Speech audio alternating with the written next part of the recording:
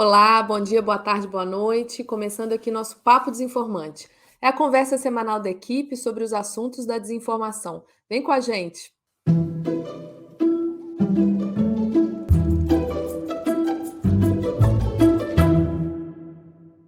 O grupo de trabalho no Congresso sobre a reforma do Código Eleitoral apresentou um relatório essa semana tratando de alguns pontos que devem ser incluídos a tempo das eleições de 2024. O executivo também deve fazer uma proposta para esse debate, incluindo normas com relação ao digital. Quem comenta para nós sobre esse assunto é a Nina Santos. Olá, olá. Então, temos aí mais uma pauta do legislativo discutindo a questão digital, na verdade, que pode impactar, né, a questão das plataformas digitais. Nesse contexto em que a gente tem tanto o PL 2630, conhecido como PL das fake news, quanto o PL 2370, que acabou herdando uma parte do 2630, sobre a questão da remuneração do jornalismo e das regras de publicidade online. Os dois estão parados, né, na Câmara, não tiveram movimentações, não tiveram acordos aí nos últimos períodos.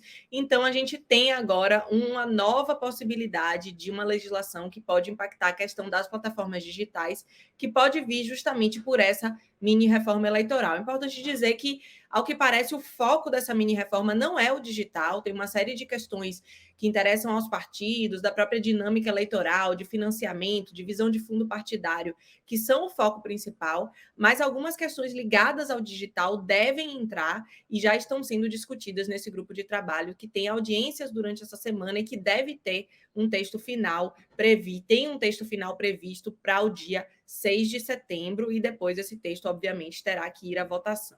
Alguns dos temas que podem entrar, né, nessa mini reforma eleitoral, que estão sendo aventados, são questões principalmente relacionadas à transparência das plataformas digitais, especialmente ligadas à biblioteca de anúncios, ou seja, a necessidade das plataformas terem bibliotecas de anúncios públicas, acessíveis, que tenham ali todos os anúncios ligados à questão eleitoral e que estejam atualizadas, né? Porque a gente sabe que durante o período eleitoral é muito mais importante essa velocidade de acesso aos dados para que a gente possa saber o que está acontecendo. Também tem uma discussão sobre a questão das regras de violência política, né, uma tentativa de ampliar o escopo da lei de violência política que já esteve vigente em 2022, mas que ainda foi muito pouco utilizada e teve menos ainda sentenças, né, sobre isso. A gente sabe que as questões de violência política no ambiente digital são extremamente graves, então existe uma tentativa também de ampliar o escopo nesse sentido,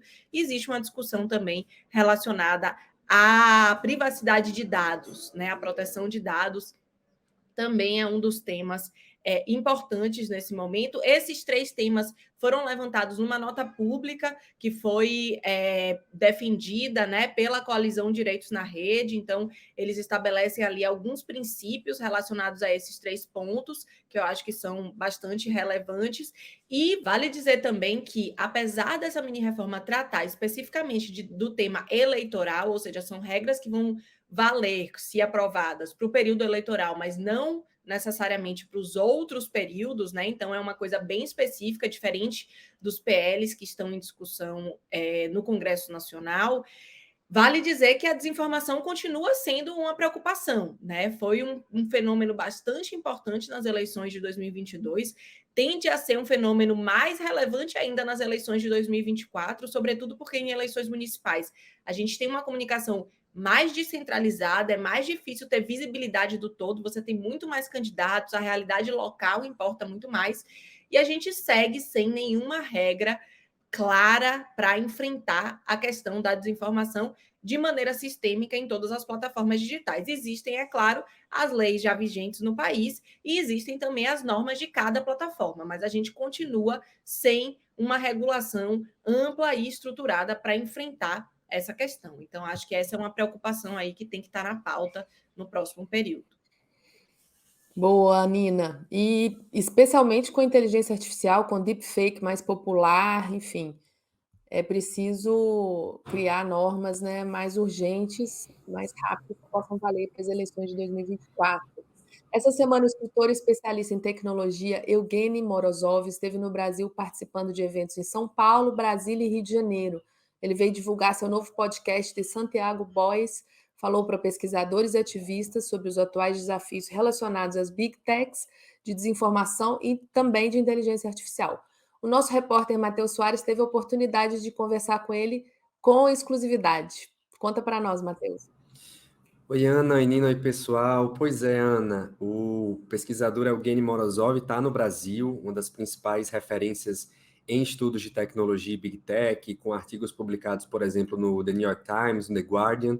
E em São Paulo, ele esteve na segunda-feira, dia 28 de agosto, num evento organizado pelo Comitê Gestor da Internet do Brasil.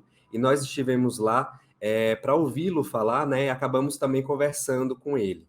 No evento, Morozov, ele defendeu bastante a necessidade de pensar e construir mundos e futuros diferentes daqueles propostos pelas grandes empresas de tecnologia do Vale do Silício.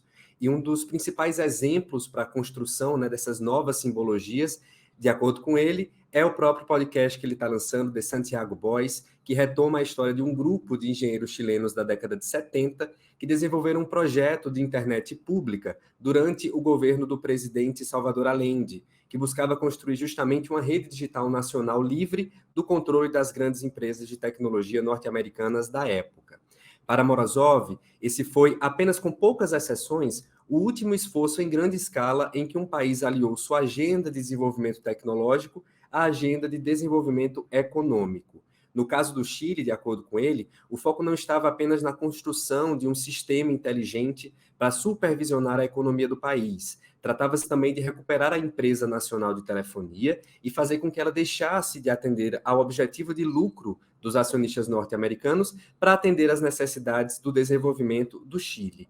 Para o bielorrusso, esse é um exemplo que pode ser utilizado para a elaboração de futuros possíveis, em que o governo defende a inovação tecnológica não mercadológica.